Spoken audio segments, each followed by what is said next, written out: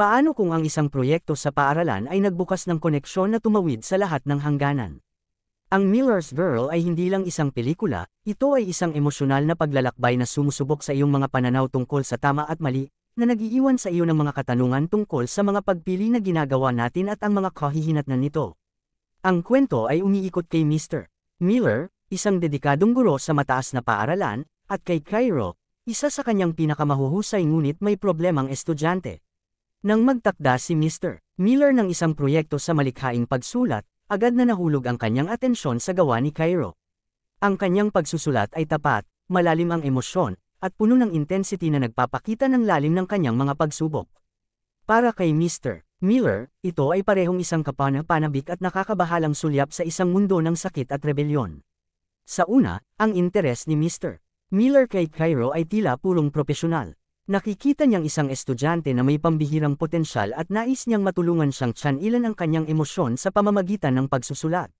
Ngunit habang tumatagal ang kanilang oras na magkasama, ang kanilang mga pag-uusap ay nagiging mas personal. Nagsimulang magbukas si Cairo sa paraang hindi pa niya nagawa sa iba, tinitingnan si Mr.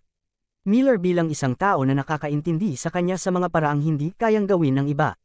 Samantala, si Mr. Miller, na nararamdamang diliman sa kanyang hindi natutugunang personal na buhay, ay naaakit sa hindi filtredong pananaw ni Cairo sa mundo.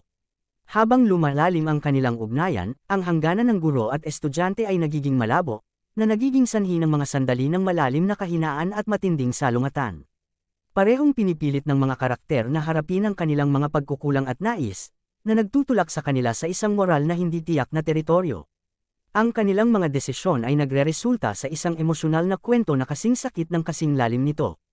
Ang nagpapalakas sa Miller's Girl ay ang pagiging totoo nito. Ang mga karakter ay malalim na tao, may mga kahinaan, makatawid, at komplikado.